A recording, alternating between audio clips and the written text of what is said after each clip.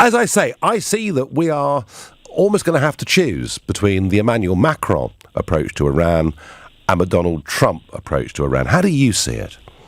That's not what Foreign Secretary Raab is doing. He's expressing sympathy for what he describes as a right of the U.S. to defend itself, but at the same time, he's endorsing the diplomatic route.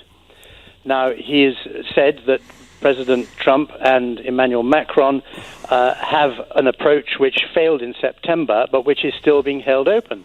Now, that's good news, because we need much more of that in the present circumstances.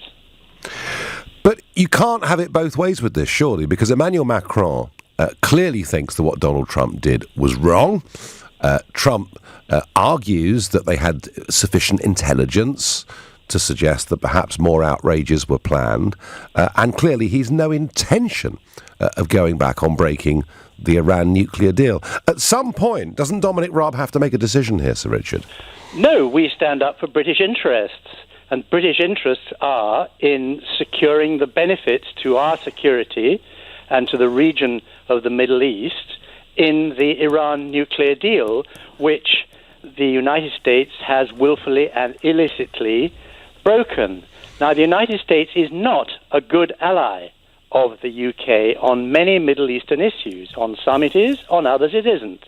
And the fact is we need to retain a distinctive UK policy.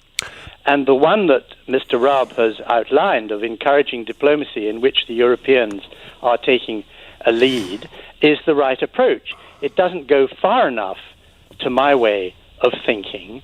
After all, there are no good interveners in the Middle East maelstrom at present. I don't think Iran is uniquely culpable and is the only country that needs to be contained. Saudi Arabia, UAE have engaged in a vicious war in Yemen with UK and US support.